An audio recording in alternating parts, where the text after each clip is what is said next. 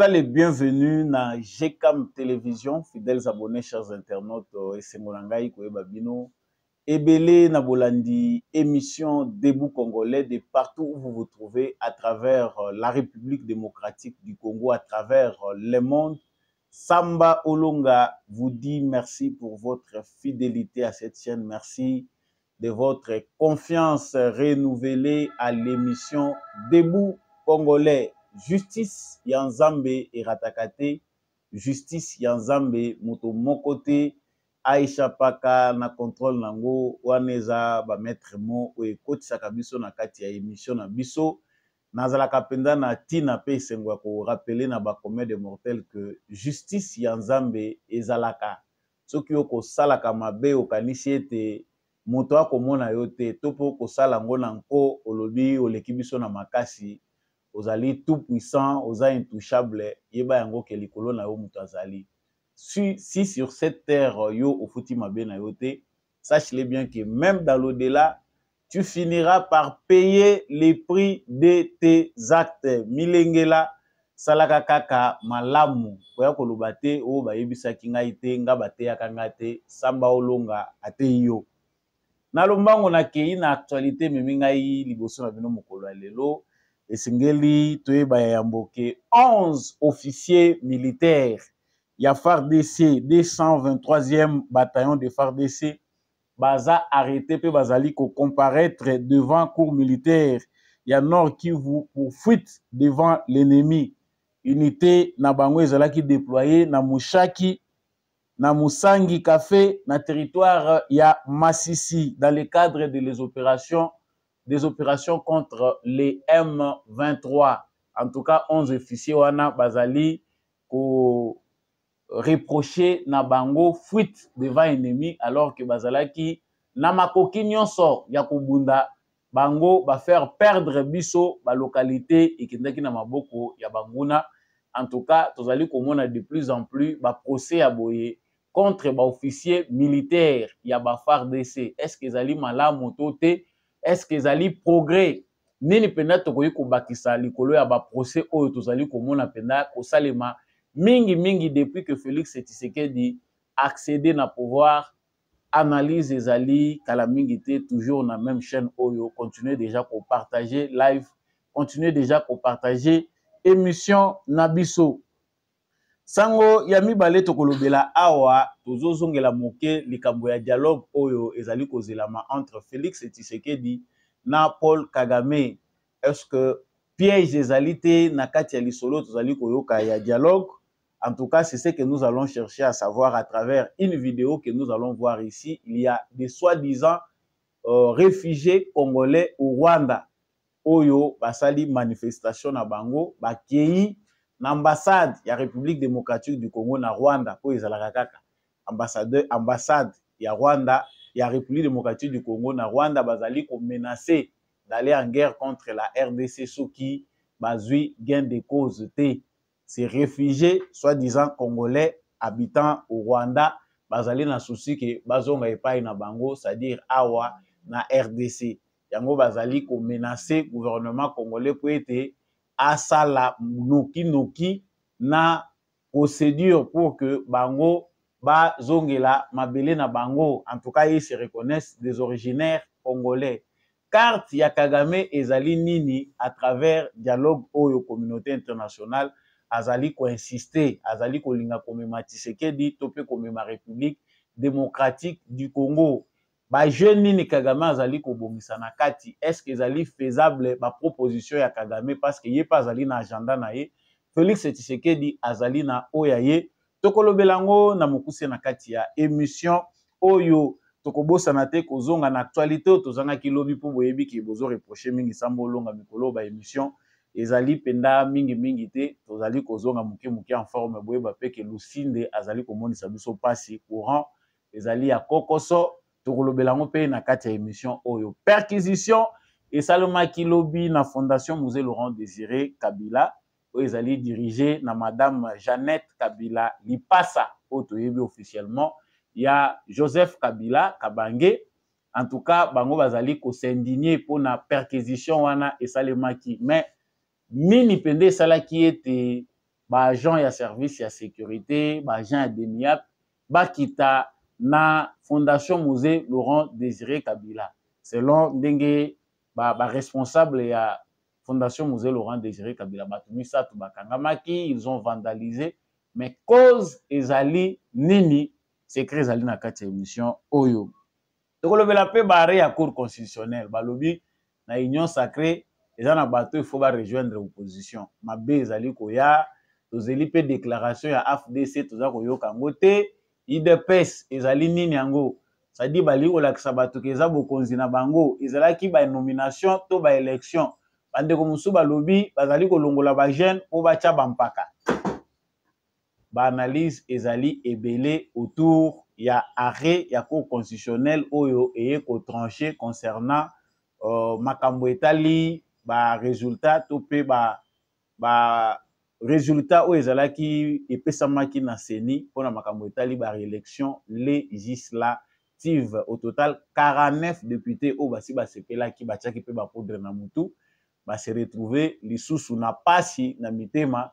Bamusu baza kobelela nzambe, bamususu balobi en tout cas c'est inacceptable pour na bango même ceux qui arrêt ya cour constitutionnelle ezali inattaquable. C'est-à-dire awa recours ezalaka te. Donc kaka soki moko nzambe alobi abandela mokili ndoko retrouver gain de cause. Toko lobela yango yambo ete tosilisa na likambo oyo ezali pe important parce que tozali na mois de la femme. Vidéo moko obscène ezali ko sala vraiment la une ya ba réseaux sociaux ezotambola na ba groupe WhatsApp ezotambola curieusement na moni ndeko moko pe atindelinga lien ya biloko ndenge wana tozalaka mpe quand même na moi pudeur ya kotindelaka bato biloko otali moto oyo ozotindela est-ce que eza malamu betelanga lisolo mais ozwi ba vidéo à caractère pornographique otindelinga eza kitoko te. Tokolobela vraiment ndeko mwasi wana eza lisolo eza kotambola réalité ya société congolaise. Est-ce que valeur ya mwasi ezali penza lisusu na esika na yango mwana mwasi ya lelo congolaise akozala mwasi mama ya ndenge nini mpona Congo ya lobi ezali mwa parenthèse tokolobela na kati ya émission na biso. Ça fait très mal tomona ndeko mwasi na lolenge azali humilié vidéo na ye ezotambola partout. En tout cas Congo bato balingaka mingi makambo ya mitakala ke makambo eza sérieux. Moni façon ba congolais bazo panzela ngo ezo lakisa penda importance ba congolais baliaka na ba futilité. Mais point oyo biso to ko aborder angle to ko aborder nango ezali angle moko ya moralité on a ko interpeller bandeko basi 15 000 francs malamu ozala ta journalier ata baza ko nyokola yo isika baza ko futa 8 000 francs ke okende ko sambwisa nzoto na yo journée mobimba. Tokolobela ngo ezali parenthèse ya émission oyo encore une fois de plus na tombeli bino vraiment boye malamu na kati émission Debout Congolais introduction ezalaka molai soki pour la introduction nango comprendre que développement ezalaka facile à assimiler. Soki ozana no abonné te na chaîne na biso na prier yo o s'abonner pour manquer te actualité na biso surtout ça la partage liker kobosa na ko liker te tant ozo liker te en tout cas ezali mutema mabe pe quelque part liker partager ça nous fait du bien donner la force à cette chaîne. N'hésitez pas de nous laisser un commentaire si cela est possible. Yo sepeli na émission oyo depuis wapi ozali wazalendo topé FARDC na motema depuis province nini ya République démocratique du Congo depuis pays nini à travers le monde ou bien peu ville na yo et ko salanga malamu vraiment. Nazongi na actualité ndenge na usi ko yebisela bino yango awa au total c'est 11 officiers militaires ya FARDC 223e bataillon ya FARDC bazali arrêté pe baza ko comparaître na cour d'ordre militaire ya Kivu cour militaire du Nord Kivu pour fuite devant l'ennemi. Baza ko reprocher bango nini pendant que baza positionné na Masisi na Mushaki na Musangi Café bandeko ba officier na biso bomoni wana bango bakimi na bango c'est-à-dire bitumbe bundamite. C'est pas pour la première fois qu'on a de telles informations. Tozali na ba information ya ba situation o elekaka na fond na Congo okoyoka na ya misu.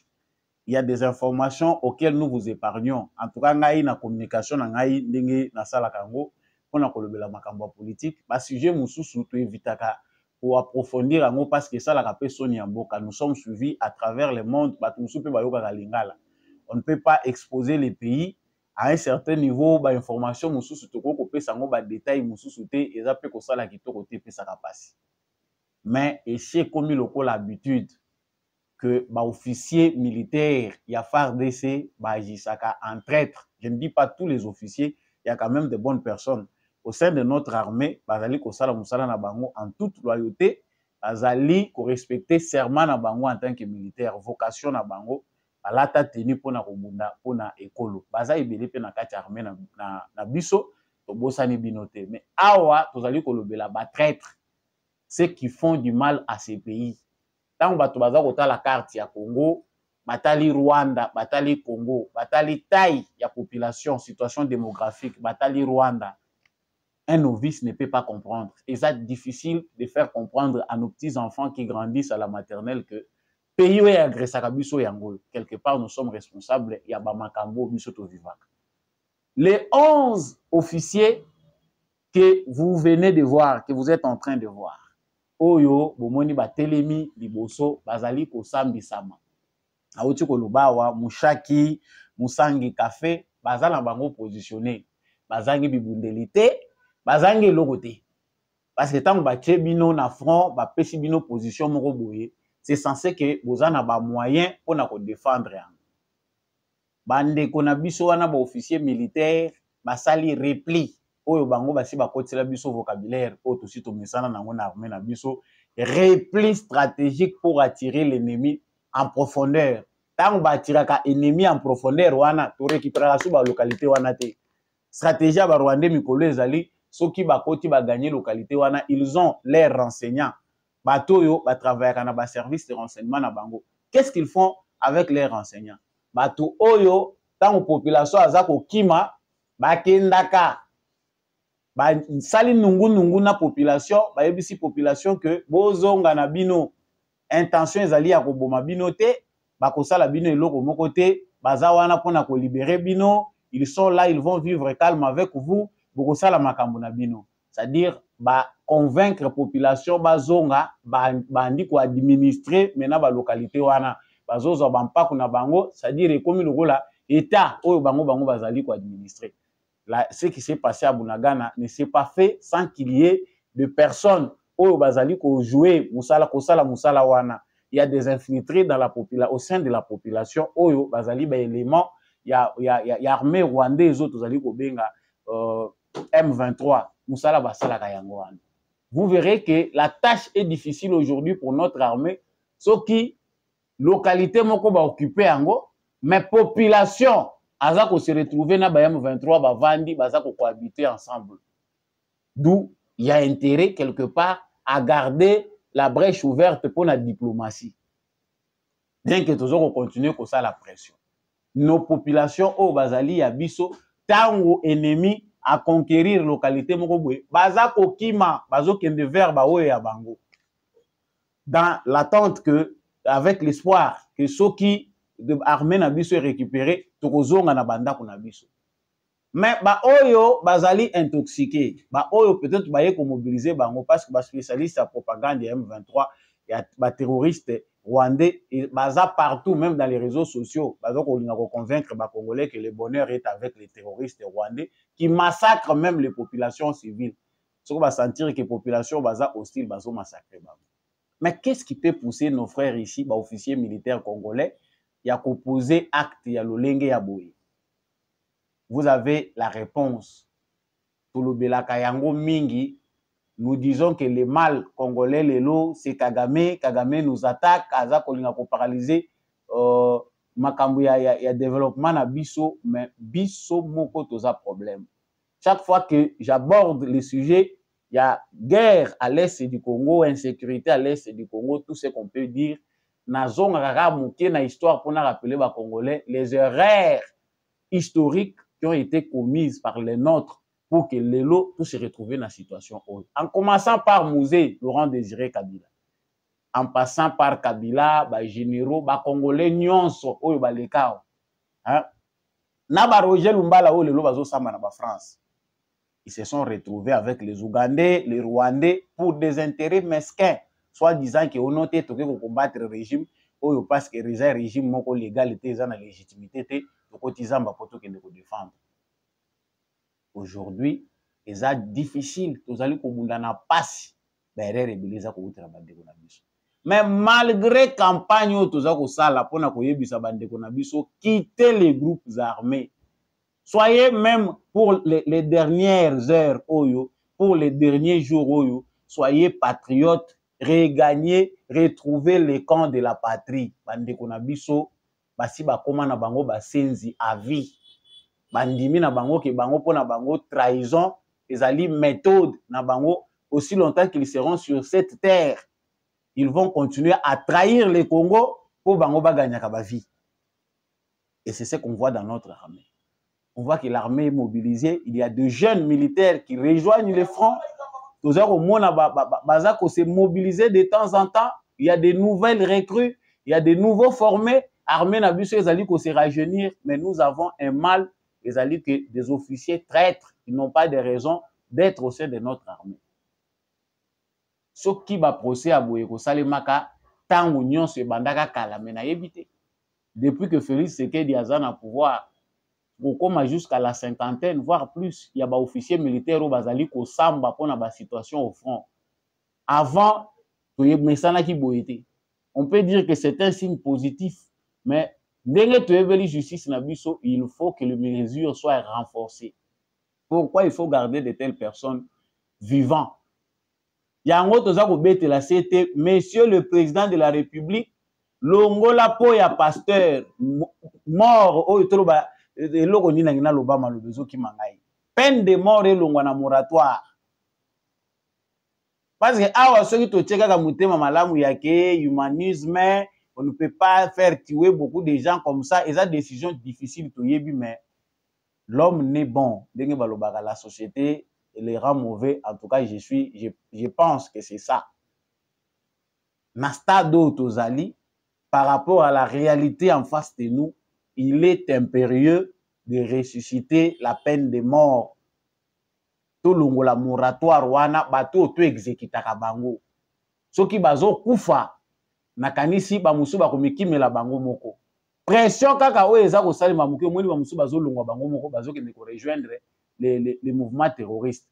Personne n'en parle. Il y a eu plus de 7 officiers ou 8 officiers rwandophones qui ont quitté Goma pour rejoindre les terroristes de M23. Tant ba moni que pression eza ko salima mingi ba service de renseignement eza na ba trousse na bango, ils ont fui d'eux-mêmes ba ke ko rejoindre baninga na bango. Maintenant une telle armée to continuer ko espérer que tout longa bitumba. Bo gagner lelo na butu, lobi na tongo ba récupérer. Bo bundi bo récupérer soki bo sali nango 3 jours ou une semaine ba ye ko récupérer ango lisusu. Donc bandeko yo mutu basali ke mushaki na musangi café ba récupérer en base na maboko ya banguna. C'est que pendant que basi ba communiquer na ba ennemi ba ko sala repli stratégique, moi ba yosi ba militaire tozonga. Il y a même des audios qui circulent, les militaires disent des fois ils ont bisika musu tozoye batte toke ko sala nini. Boza na armement mais boyoki ba yosi bino bo replier. Ordre les a donné te. Ennemi yo to beta fait koto ba yosi bino bo replier. Bo replier. Boyo kozonga bazu localité wana. Bokozala na morale nini. Boza ndebandate. Si il n'y a pas complicité au sommet de l'État, nous pensons que les chefs de l'État, Monsieur le Président de la République, vous allez tirer toutes les conséquences. Au grand mot, des grands remèdes, comme disent les Français. Makambu ya minene, ba résolva kango peka na ba solution ya minene. Soki biso to ko kanisa ke biso Congo toza état o ya sika, makambo biso ezoleka na Congo eza ya sika, toza komikosa. La traîtrise est là depuis le début de l'humanité. Uta mutoya na mabele traîtrise e banda wana e bandi na Congo te. Et il faut voir dans l'histoire ndenge nini ba nation mususu bazwaka ba résolution, ba trouver ba solution pour en finir avec les traîtres. Les traîtres sont plus dangereux que l'ennemi lui-même. Pour traître ndé mutakosala bino mabe koleka ennemi. Ya biso mutué eza yangwana, félicitations quand même na cour militaire na biso pour ba procès à boye toza ko mona ngo de temps en temps. Mais biso tozali ko souhaiter que président de la République peine de mort ceux qui les a ressuscité, ezali balongoli moratoire wana ezongi. Nakanisi que là toko kozala quand même soulagé pour ceux qui des exécutions, 5 exécutions, 10 exécutions publiques et salami et kokot sa terreur batouana bakoluka banzela bakokende, ils ne vont plus trahir au sein de l'armée. Et puis discipline. Les domaine militaire, mais ça fait très mal. Les militaires congolais font la honte à cause de l'indiscipline. Ils ont les réseaux sociaux. C'est que les soldats nani supérieur, que désordre ali trop. Pourquoi il y a manque de discipline? Général Chiwewe, chef d'état-major Nabiso, discipline oyoyo pour les militaires Nabiso, bazongela kotosa bakonzi na bango ndenge sengeli. Ezo senga nini biso to apprendre binote. Sango ya mibale ndenge na lakaki bino awa ezali dialogue. Dialogue oyo tango balobaka yango ça sonne bien hein? Au départ dialogue. Tout le monde sait que tant au problème ezali ba trouver la solution autour du dialogue, mais il y a des dialogues comme ça qui sont des pièges. Oyo batendre na bino. Nous avons fait l'analyse dans l'émission passée que les dialogues na format oyo communauté internationale azali komimela biso contre Rwanda sans qu'il y ait des sanctions sur base de la violation du droit international en matière d'intégrité territoriale. En tout cas, nous pensons que ce dialogue-là n'aboutira pas à quelque chose de satisfaisant pour le peuple congolais. Président Félix Tshisekedi akendaki Luanda alobi yazana ye d'accord pour que basolana Kagame ndenge ezali recommandation internationale, mais à condition que oyo ezali ba préalable na ye ezala respecter ba condition oyo a posé ezala respecter retrait ya ba militaire rwandais sur le sol congolais, ba M23 ba se retirer, ba se cantonner kuna pour résoudre ba question mususu ezali technique. Soki esalami nakanisi que toza d'accord pour que le solo esalema. Kagame est allé rencontrer Joao Lorenzo. La recommandation internationale de manière officielle ezali que Kagame a récupéré ba militaire na ye ba bima. Basi ba belela ye banda kala me ba sanctionnaka yete. Cette même question, makambo elobami Joao Lorenzo a yebisi yango pe Kagame. Il faut armée rwandaise et bima. Mais ça fait 48 heures depuis que Kagame, plus de 48 heures même, que depuis que Kagame a kendaki Luanda. Est-ce qu'il a récupéré ses troupes? Est-ce qu'Azali a tendance à respecter? Non. Sur terrain, c'est le contraire. Il y a des démarches diplomatiques où Azali voulues par la communauté internationale. Agenda, il y a Kagame, Azali que na momo yo tozali koloba RDC a bongi sa gestion na ye. C'est-à-dire Kagame s'ingère na kati agenda Kagame, dialogue ya za ko senga na Congo ezaki gouvernance na Congo ezaki to côté. Il faut pas bongi sa gouvernance ya Congo. C'est-à-dire comme sujet ya Kagame ezali susu problème ya ba Congolais te o baza souverain, bango moko mutu baza ko pona ba dirigeant na bango, mais Kagame les Congolais désormais sachez que c'est Kagame qui prend votre place parce que Kagame aussi a besoin que la gestion au Congo des questions sécuritaires, des questions belées, et à la revue. Et comme une question internationale, où Kagame peut faut s'en gérer. De deux, Kagame parle de la question de FDLR. FDLR, tout suite au Limbiango. Troisièmement, c'est la question sur laquelle je vais me baser aujourd'hui. Tout suite au Limbiango, Mingi, c'est vrai qu'au sommet de l'État, il y a des secrets, il y a des résolutions. Parce qu'il y a des services compétents, il y a des ministères chargés à faire au Bazali, censé que ça la musala na bango. Kagame parle des réfugiés Tutsi, des réfugiés congolais qui sont au Rwanda. Le M23, le mouvement terroriste rwandais, au Bisoto Yebi, Bazali pe nakati na revendication na bango kosenga que ba réfugiés Touti bazali éparpillés dans les pays ébélés dans la région à Grand Lac, Bazonga na Congo. Qui sont ces réfugiés? Bandegonangaï, ça fait pitié parce que le complot international aujourd'hui nous a dévoilé sa face. De quoi il s'agit. Je vous laisse suivre cette vidéo. Solution. Tshisekedi, moi je te donne le message et que nous voulons rentrer. Si tu es né au Congo, moi aussi je suis né au Congo, même mon père, même mon grand-père, il est né au Congo, je suis vrai Congolais. À tous les Congolais, de s'unir ensemble pour chercher la répatriation. Donc nous voyons que le monde ne veut pas que nous rentrions chez nous. C'est nous le peuple, c'est nous les réfugiés, tous ceux qui vont s'unir ensemble pour chercher la solution. Voilà, la vidéo n'est pas seule. Rwanda. Quelle sorte de réfugiés avant de commenter de Kocha Kwati la bino.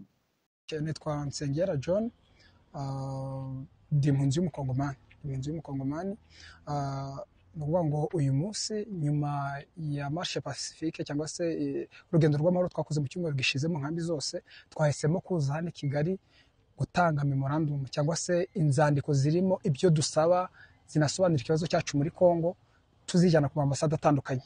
Hari amwe twageze nakanisi bomoni santé ya ba réfugiés, bomoni ba réfugiés. Qui sont ces réfugiés là? Donc pour l'ensemble baza batuti ba utukutute batuti. Dans l'ensemble, la plupart de ces réfugiés congolais qui vivent au Rwanda sont des Tutsis. Bao Yasuka n'a épargné Bino parce que la vidéo est très longue. Elle était 9 minutes, mais n'a préféré Nazwa et Zan Kinya Rwanda. Pas question que beaucoup de gens comme Manangwe Belé. Dans ce cas, il y a une partie pour Bomona.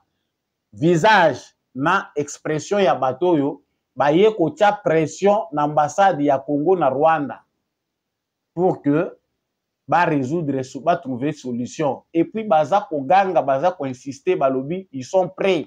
So bolingue be bate pour résoudre le problème na biso. Qui sont ces réfugiés? Visiblement, même les Rwandais eux-mêmes dénoncent.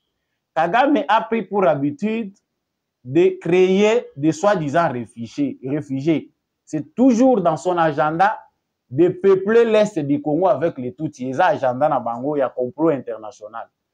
C'est-à-dire l'Est du Congo, tout ça déjà na ba rwandophone belé, tant tout ça ko lobawa batumsu bakanchaka. Na partie Est, Nord, Kivu Sud, Kivu, voire même dans les Maniema, même ici à Kinshasa, le Congo est aujourd'hui peuplé de rwandophones, de Congolais d'origine rwandaise, ou soit ils ne sont même pas Congolais, ils n'ont pas de pièces d'identité, mais ils se disent Congolais d'origine. Bandeko, bamoni wana, bazali non seulement koloba qu'ils sont Congolais pamba, bazali pe ko réclamer origine Congolais.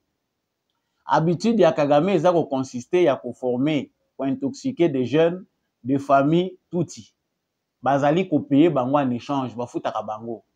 Bazali ko sala ba manifestation, soit disant que bazali ba réfugiés congolais baza ko vivre na Rwanda, situation la bango ezali bien te, il faut bazonga na Congo pour baya ko s'intégrer. Ba réintégrer bango na société congolaise, ba kimaki, ba rébellion, ba kimaki, ba massacre, yango bakende ko se réfugier na Rwanda.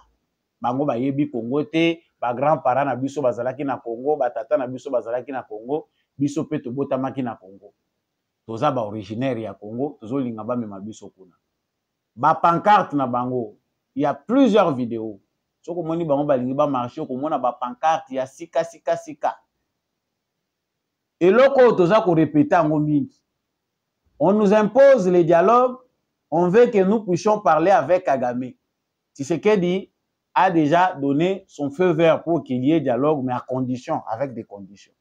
Est-ce que l'agenda Nabiso est aux alliés bien préparé? La fois passée, le président Félix Tshisekedi avait dit qu'il était disposé à résoudre la question. Il y a des réfugiés au Kagame Azali Kolobela. Il devait mettre en place, on devait mettre en place, nous, avec le gouvernement congolais, pas Nabiso, mettre en place des structures, chef coutumier, chef à la localité, administrateurs territoriaux, pour n'akoye bakolandela. Ils doivent être associés na batuya ICR pour n'akoye identifier qui sont ces réfugiés-là qui doivent revenir au Congo. Voilà là où se trouve la ruse de Kagame. C'est-à-dire les dialogues que nous attendons, les gens autour de Babel. Donc, tourner na biso, les gens pour rien. C'est-à-dire lui va nous faire passer le temps pendant qu'on va mettre en place les mécanismes. C'est un passe-temps. tant wana ezali bénéfique pour les Kagame, c'est pas bénéfique pour nous parce que pendant ce temps, des parties, des localités, il y a des territoires nabiso ezali administrés par les Rwandais, bazali ko continuer ko ça la pillage na bango, le multinational s'enrichissent et Kagame a des retombées.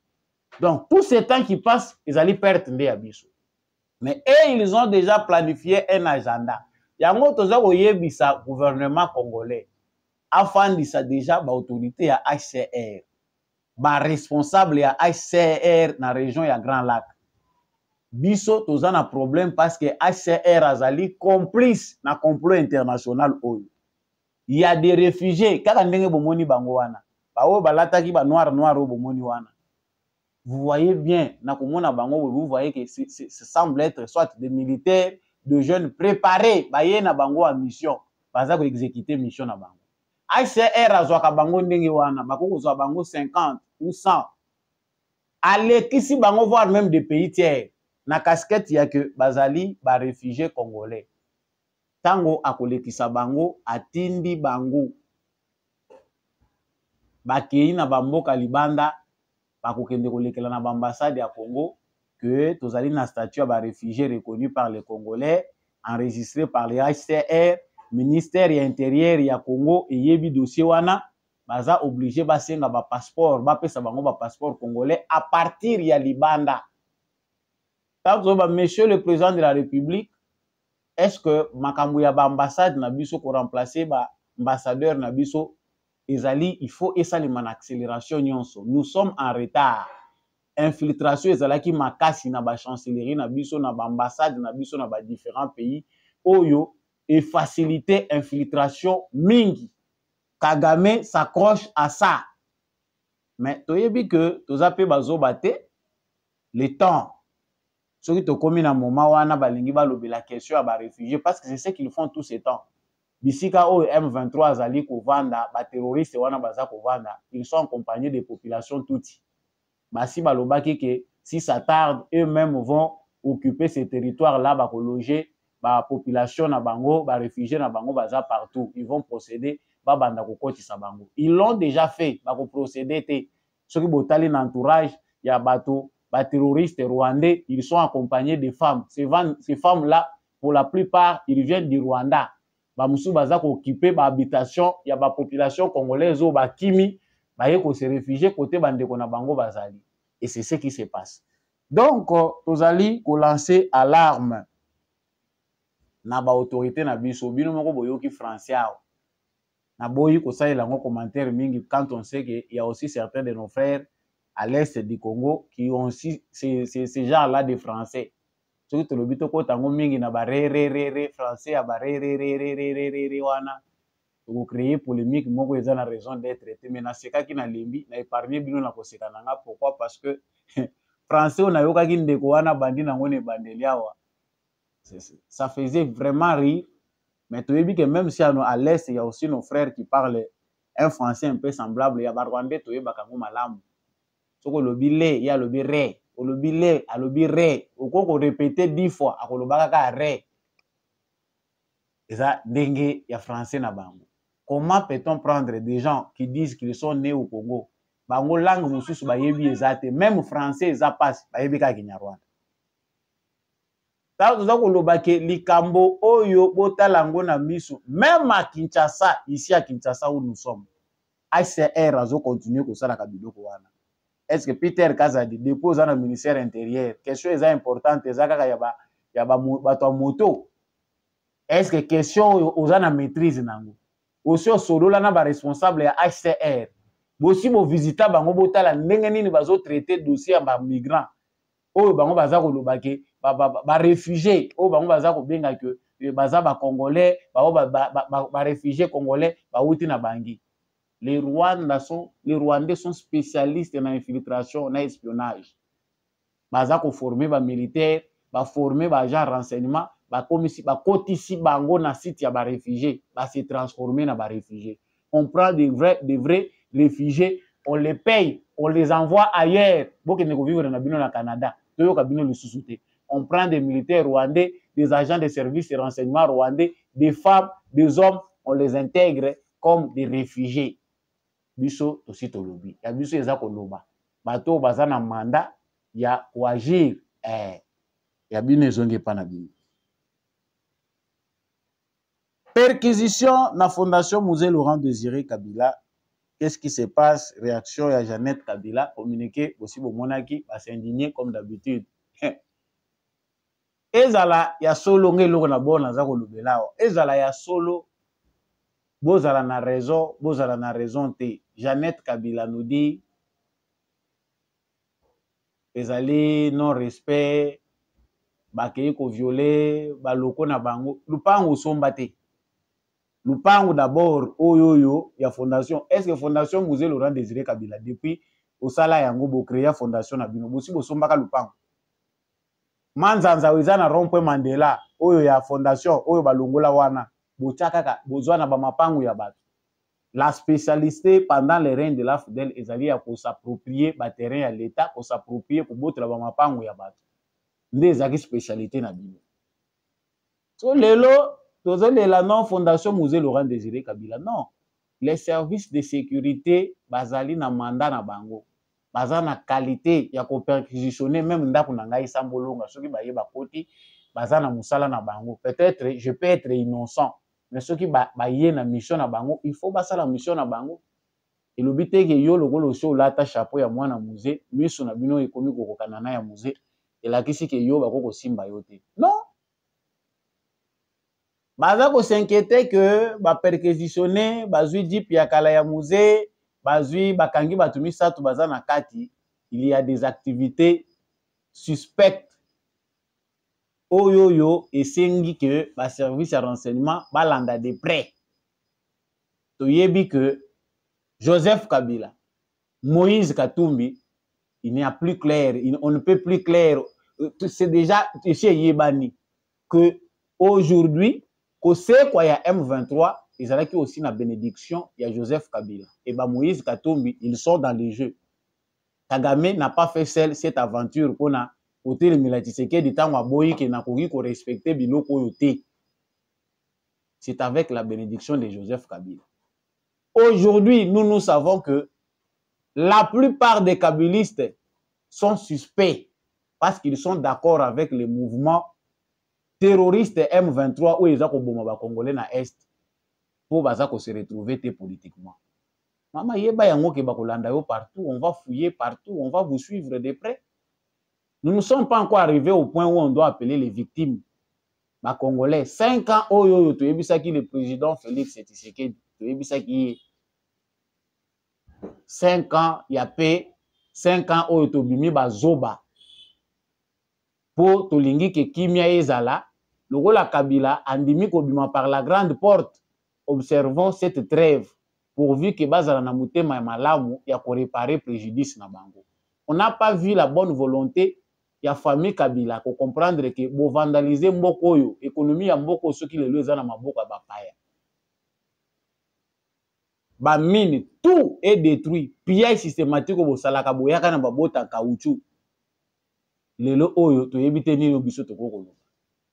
Mais ce que bino bokoloba lelo ke eza criminel baza ko respecter te. Bon, supposons que Tshisekedi a décidé que abanda ko saboter bino.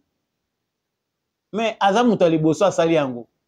En commençant par celui que vous appelez votre père, que vous n'aurez pas de fait. Tout cas, comme on a procès clarté, il y a papa au boza ko benga papa na bino Joseph Kabila na Jeannette Kabila. Nandenge Kabila longwe na pouvoir awa. Wapi procès ya musée o ezalaki clair. Bato nyonso bakangaka na procès ya musée ba se vada na prison ba se retrouver na poto. Ata kosu a Kabila de. Laurent Désiré Kabila a arrêté injustement Etienne Tshisekedi kaka po ayebisi ye ke zwa bato yo ye na bango. Ba Rwanda to lelo toza ko nyoka mana bango. Zongisa bango.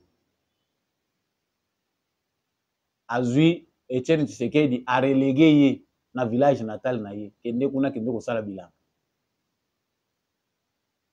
Joseph Kabila, combien de fois Etienne Tshisekedi sous résidence surveillée? Combien de fois massacre ya ba combattants? Combien de fois ba assassinat? Bino basali bino eloko, ba assassiner mutu. Ba botole eloko na yo. On sait que vous avez volé, vous avez pillé. Mais malheur à vous. Parce que les biens sont mal acquis. Vous avez pillé. Malheur à vous qui avez volé. On va aussi vous voler. Vous avez pillé. On va vous piller. Vous avez ravagé. Bah, pour ravager bino. Vous ne pensez pas que famille Kabila bino boko botikali ba riche libela. Tout ce que vous avez pillé pour le Congo et que se vade aussi la kaka ndenge ba mouvancha Mobutu na Mobutu bana Mobutu lelo ba komi ko welela mapango. Bana Mobutu ba domaine présidentiel et komi mapango na bango bazo welela ke eza ba bien privé na bango. Ba mapango nyonso ezaki domaine présidentiel eza na compte ya présidence de la République. Et komi ya bango bazo welela batikela bango ba concession ba kabola mapango ndenge ba bandaida ya koteka mususu. Bino nde bokozala ta na chance te ya koya koluka concession ya korécupérer. Chance wana bokozala nango te. Parce qu'on a tout compris que ce que la majorité des Congolais disaient est vrai. Boza ba touti boza ba Congolais te. Les services de sécurité basali musala na bango. Somba lupango tia fondation Musée Laurent Désiré Kabila. Mais chaque fois qu'il y aura une opération eza suspecte, ba yebi koza na trace, ba kolandela bino. Nous avons dit depuis le début, il y a mandat à Félix Tshisekedi, mandat où il aussi là, que l'argent du pillage, oyo bakabili se ba piller na mboka na biso et kozala mbongo et kozala insécurité pour na mboka na biso. C'est ce qu'on continue de vivre. Joseph Kabila est prêt à financer les rébellions, financer le terrorisme à cause de sa frustration vis-à-vis de Tshisekedi. Alingaki bazala na dirigeant moko ya pété ya zoba Kabila continue ko diriger Congo. Lokola Museveni na Kagame ba comprendre que plan wana esimbi te.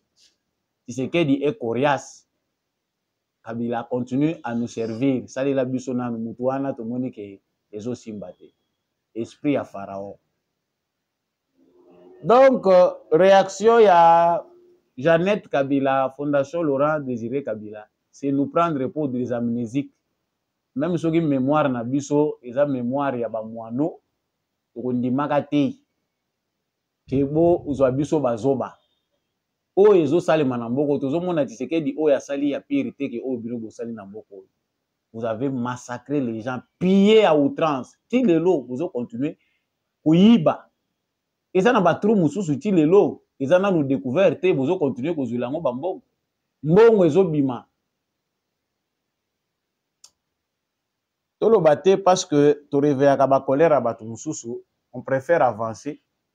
Fondation Musée Laurent Désiré Kabila. Makambo ebele ba acte ebele mabe ezali ko salema na siège ba kabiliste. Si Jeannette Kabila pense que mboka oyo ekomaki propriété privée na bango lokola Léopold, il faut balandela ti mokolo Tshisekedi ya kokufa, faut ba reprendre le pouvoir. Elle se trompe. Wana ngamu na lobi te eza ba Congolais mutu ba lobi. Les arrêts de la Cour constitutionnelle ezali kopesa pasi na moment naza koyebisa bino bandeko arrêt ya Cour constitutionnelle ememi makambo. Mais vous voulez quoi? 49 députés va perdre bibonga na bango alors que bazalaki proclamé sur base ya correction ya Cour constitutionnelle. En tout cas, analyse na ngai premièrement Samba Olonga ezali que au départ erreur matérielle ou pas, favoritisme, corruption ou pas, nous connaissons que Cour constitutionnelle nde suka ya makambo. On avait besoin bateau pe ba ekotisaki ba recours na bango sur 1100 et quelques recours. 49 nde mutu ezalaki validé, ezalaki considéré que ezali fondé. Ba résoudre yango parce que après vérification. Mais toza ko constater que bandeko na biso ba Congolais balingaka une chose et son contraire. Les influenceurs et les communicateurs dans les réseaux sociaux que nous sommes sont achetés pour envenimer la situation. Honorable tel, azalaki na ba voix tel, ba sacrifier au profit de tel. Honorable tel, na ba Rwandais, ba koti na ba compte na bango, baza ko lobela ba élection ya ba Congo. Ya ba Congolais. C'est tout sauf des élections au Congo. La Cour constitutionnelle a fait la honte. Oui, biso toyebi que justice na biso eza nango na faiblesse nango. Ce sont des affaires congolaises. Nous savons que o esalami wana vrai vérité pe ezali. il y a toujours un vainqueur, il y a toujours aussi un perdant. Même dans le match à football, arbitre peut azalaka lobi hors jeu, bato balobi ezalaki hors jeu te mais bien c'est côté. Faut être aussi fair play, oleli na yo mais oleki. Le vieux baati lukwebo bazolinga balati sa yo ba demo, vieux kolanda ba demo wana te. C'est mieux de garder cette position que d'aller vers une position qui n'existera pas. Parce que lelo bato oyo ba moni que c'est difficile ko sala opposition na balabala ndenge ide pesa salaki. Baza ko rejoindre nanga. Aussi to lobai ke na union sacrée bato ebele makambo ebele ko bima, confusion ko bima na union sacrée parce que bato mususu baza ko tia ba ambition très haut au-dessus des réalités, baza ko tia ba ambition. On a corrigé les erreurs. Ceux qui peuvent se retrouver au Kwei na on a libabe. OK, bande ko musu balobi bazu ba jeune, balongoli ba jeune, ba tie ba vieux, balongoli ba jeune na voix nini. Il y a des jeunes aussi qui ont été nommés oyo bazali résultat ya papa na bango. Papa a préféré que politique comme business ya famille. Moi si nanga azala, likangu nanga azala, bana nanga bazala. Donc politique eza nango commerce ya catégorie moko ya ba individu. Donc il faut pas continuer ko sala oyo bango balingi. Cour constitutionnel aider biso pe quelque part bana ya baya bano pe bande ko pe o baza pe na bana baya baya te pe baleki na bango pe bakena to avancer au lieu de continuer à côté le makisi kamoko. Ce n'est pas la fin du monde. AFDC ya baati du kwebo soki vous se sentir que vous êtes lésé, vous avez le choix, mais l'analyse qu'on fait est que scène politique congolaise ezali na basekousse ezali ko salema, il y a des gens qui seront enterrés définitivement. Politique oya lelo sous régime ya Félix Tshisekedi, il faut enterrer ba politiciens ebele pour tout arriver ya kozwa classe politique ya sika. Oyo et salami pour les Congolais, nous devons avancer, garder un œil vigilant dans la gouvernance du pays. Ba sujet important ezali liboso awa oyo ngana za ko bela nango ba Congolais ezali ke ba mususu soki bokozwa ba camion, bokozwa ba avion, boya Kinshasa, rendez-vous palais du peuple. Nous sommes en train d'observer tango ba kolinga ko installer ba députés nationaux mbongo toza ko yoka na ba spéculation eza ya solo to ya lokuta. Les 200 millions dont on parle, eza penda vrai que bazolinga babimisa 200 millions na caisse ya l'État pour l'installation na bango. Jour à monde est-ce que les Congolais ils sont conscients de leur destinée, baza capable de se prendre en charge toté. Pour les inconcevable, ata balobi député fois za na mbongo kwa sala busala lokuta. So mboka toza na pasi, il faut biso se sentir pasi wana. Tokoza la jamais na pasi, batu musu bazo vivre aisé. Te pasi wana ata ozolia na yo bien, ozolata na yo bien, mais il faut équilibrer zala entre les premiers citoyens na ba citoyens mususu. Il est obligé d'être en voiture, il est obligé d'avoir tout, mais ba Congolo baza misérable baleki ebele. Donc il faut diminuer. Il faut équitapenza bino pe bo sentir que souffrance moyen okende lisusu osomba veste à $400 ya $500 ezate. Osomi pendenge biso ba mususu tozwaka pe tozeli ere komaka na solde jusque na ba $50 ok kolokota. Donc bino pe bokitisi bo réduire pe ba dépenses na bino mususu. Vous ne pouvez pas vivre dans les luxe que vous salaka air nyonso ba voyage. Donc moi maman azo sala voyage à Dubaï azo kende ko sala commerce, papa azo sala politique azo zo mbongo azo renforcer maman. Non non non non non. Voilà ce que nous attendons. C'était des élections, ce n'était pas des nominations. Ce que Monique, vous se retrouvez te souffrir. Vous allez avancer. Démocratie na biso, vous allez connaître choc moko boye et avancer. Dans l'ensemble, on ne peut pas condamner totalement. Oh, Moni Cour constitutionnelle, balongoli kingandi, bandomé kingandi. Les Congolais sont facilement manipulables. Vous comprendrez que ce qui se passe dans les réseaux sociaux, ils allient beaucoup plus manipulation qu'information. Ba publier, ba influenceur ozoyoko, ba communicateur, ba koma ya baya, ba yeli au moins $200, au bandi ko fina, au obimisa kombo ya kingandi, ba lobi yende mutu aza sacrifié, batie pona nani ndeko nanga pesa ki 1 million. Tout ça parce qu'on vous donne un $50 ou pesa ki au moins 300, moins 500. Yo pechaka ka makelele po ebima comme ça ba revoir makam. Les arrêts de la Cour constitutionnelle ezali irrévocable. Erreur matérielle, il faut savoir qualifier ce qui est une erreur matérielle. Batu mususu na minute baza ko luka totali député mususu azolela lobi o ezali babe. Ezali babe tendeko. Tchai quand même quelque chose, tu dis que vous allez perdre mais tala simazonga mutu.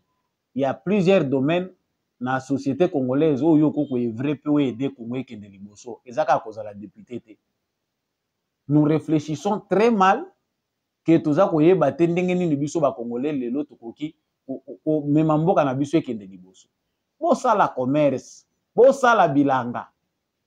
Mais vous allez vous retrouver que beaucoup mona que même bilanga balibane mutu bakotonda kuna après bolobi note libérer notre pays ndenge nini bino na bilanga ezaka ka bino biloko eza trop cher. Investissez dans votre pays quand c'est encore difficile là. Venez investir dans votre propre pays. Ah non, temboka na bino le lembisi batu mettez souffrez comme ça avec votre pays. Ba expatriés bazo se retrouver ndenge nini. Nakomi na suka émission na biso ndenge tolobaki yango mais sujet moko na nonsaki awa ezalaki pe sujet moko important parce que ezali beaucoup plus na angle moko moral. Les Congolais que nous sommes, nous avons beaucoup perdu non seulement en richesse, en sous-sol ou en organisation politique, mais beaucoup plus en valeur. Le Congo, bamusu bazali ko définir yango mboka moko ya bato ya ba sentiment oyo bêtise et comment normal. Mboka oyo sexualité et comment nango ezala susu na sujet te ndenge ezalaki keza tabouté. Bozali boso ya télévision na papa na mama baza kolanda sujet moko toyebi nini toko lobati. Mwana mwasi moko ngana kobimisa elongi na yete ya en tout cas na boyi ba procès mais vous avez déjà vu toko sala semblant mais bato nyonso bozana ba réseaux sociaux boyebi. J'épargne de présenter elongi ya dame là na boyi ba poursuite ngape na publiaki elongi na ye naza ko beta lisolo toyebi. Une dame est allée avec un monsieur toujours là na ville à Kinshasa. Mboke lengi oyo pasi ekoma nango ko bata manasima ya sexualité à outrance. Kotoyo ba sexe tape ya ba autorité, kotoyo ba sexe tape ya ba citoyen ordinaire, tout le monde fait ce qu'il veut. Tu veux que comme nango la norme mais chez nous c'est la bêtise. Ndeko mwasi akei ko vivre ba scène ya malamu na muto ya monaki lokola mobali. Après plus de 24 heures, alinga bima, yé na psychologie na ye ayebi que je dois être payé. Donc, mutuna lalaki na ye a raisonné que, en tout cas, après musala nyonso na saleli ye, j'ai supporté, ata moi 50 ekobima. Amona babimisi lié 15 000 francs. Ye pe na colère wana, tango azoki nzela nzela ye. Ezalo na moni on dira zo ka on lokwa roulage. Poso azoki on na ndenga normal we. Balinga babeba na sur place.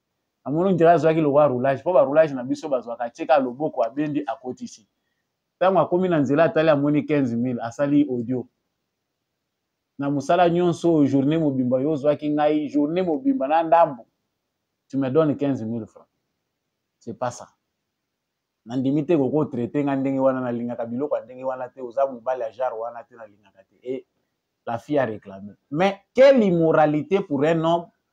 Après tout ce que tu as fait comme acte, on suppose que la fille, tu yebite ndeko na biso soki eza nango musala na ya salaka. Tu yebite ndeko na biso soki pasi nde mute komisi na niveau na mais avoir l'image na ye ndenge toza komona ngo aza na pasi te lokwa bandeko baza na Goma. Ana pasi te lokwa bandeko musu na Kinshasa ba memi basa mai na mutu. Ana pasi te lokwa bandeko musu ya basi bazali au travailler lokola ba journalière et pas ba indien. Tala côté oyo ozanga valeur et commission yango moni biso to ndimanzala pona ko boya ko toka ba porte mususu ndeko mwasi eza conseil na baza ko pesa na situation akutani nango na bandeko ebele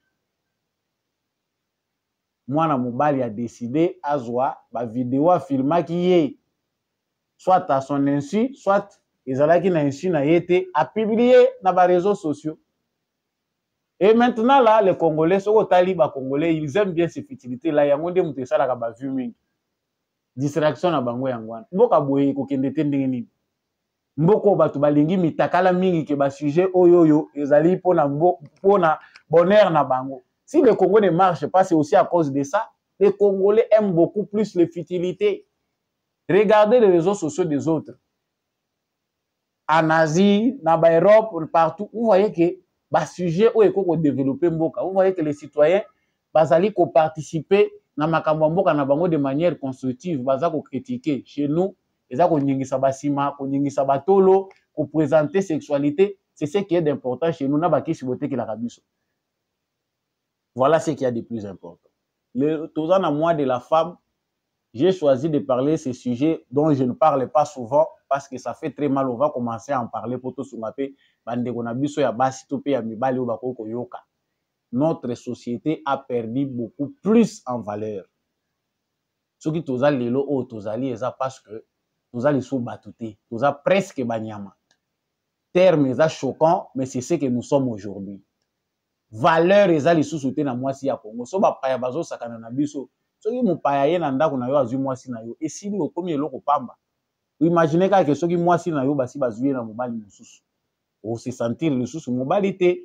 Yango moni muso ko midiembika muso ko mela poison soka za capable à supporter te. Nos femmes sont une honte pour nous. Soki ba libanais ba komi ko sala commerce ya basi na mboka na biso, c'est parce que la femme congolaise aujourd'hui est très facile à voir. Moi si baza aza sujet à kolukate. Presque au fêlé. Azako s'exposer. Ça, c'est une question aussi au ministre Yajar, à Kokotali Bosso. Avant la violence faite à la femme, prenez le temps de faire des ateliers dédiés les femmes. Comportement où ils tina politique. Tina politique. Na boy kotanga bakomwa bat. Basi na lobaki yango l'autre fois ici na yebite na émission na lobela ki yango. Basi musu bazo kota na politique, entrer na bango politique, blezai na bango. Azako leka na bureau. Ya politicien moko boye après ko sakana na ye à la côté na monde politique nomination ye omoni ba nommé au détriment des cadres qui sont là bazali ko travailler tout le temps na kati ya parti politique bana basi bozo mayeli valeur ya mutu ba pesa ka yeza la ka retour ya oyo ye moko amipesa ka comme valeur tango bino basi ya Congo bozo zela ba nommé bino ba pesa bino ba pose belé ya responsabilité. Regardez ce que l'image aujourd'hui de la fille congolaise. Est-ce que la femme de demain sera une femme oyo akoko sungamboka na biso? Ezali pasi. Ça montre vraiment des ratés d'éducation. Ezaka pauvreté te. Okotala yeboye azana pauvreté ya kozanga ya kolia te. Mais ekomi nango lokola commerce na bango. Il faut aussi c'est ça ozwa ba mesure ya ko identifier ka batu, collaborer na ba opérateur ya ba réseaux sociaux ndenge nini ko trakaka ba compte oyoyo bazali ko encourager biloko oyo ezali obscène eza ko tambola tindela ngai kabola yango tindela api yo pozi otindelinga na épargne de kwana na boyi ko belela yo ko tia kango su epa na ngati. Ça c'est une menace oyo za ko menacer ngai par rapport ya foi na ngai na conviction na ngai ko tindela kangati na zana besoin na ngoti. Donc, soyons quand même pudiques, en quelque sorte, au moins, ce ne sont pas des images à partager. Yo batindela kyo c'est sûr, mais mituna yo moko na bonne moralité, est-ce que c'est important yo pe ozwa mitakala ya bato banda ko kaboyelango na ba groupe mususu. Soyons sérieux, émission et comme vraiment na suka. Na remercier bino ndenge bolandaki Samba Olonga, toutes les excuses pour na batao to komi kozwa mikolo pour na ko présenter ba émission tozali pour s'arranger pour que les choses reviennent un peu ndenge tozaka bino chaque jour na ba émission Debout Congolais. Merci à vous, chers téléspectateurs de Debout Congolais, chers éclairés du monde entier. Merci à Ambi Achako qui nous a accompagnés à travers la réalisation de cette émission pour que vous puissiez suivre l'émission. Merci à l'apôtre Gérard Kabea Chovo. Merci à l'homme de la vérité des urnes, Jean-Louis Malanga. Merci à Papa Maurice Kikangala depuis l'Irlande. Merci à Papa Jeff depuis l'Australie. Merci beaucoup à Papa Kennedy Mukendi, Papa Boniface Mpunga, Papa Michel Lumakaso depuis le sud-ouest de la France. Merci à tous ceux qui nous suivent à partir de Paris, à partir d'Allemagne, Goma, Bukavu. Oza kolanda biso na front ebele bolobisa maolonga betaka penda sete na makambo etali armée ata bazo menacer bino me bolobelaka ngo po biso pe tozwa pema tokolemba te toza kolobelaka ngo. Merci mingi na mama Bill Bilonda, mama Lisette Mongendu, papa Freddy Ngwama, que je n'oublie pas. Merci à tous ceux qui adorent l'émission Debout Congolais, maman Anima Samba.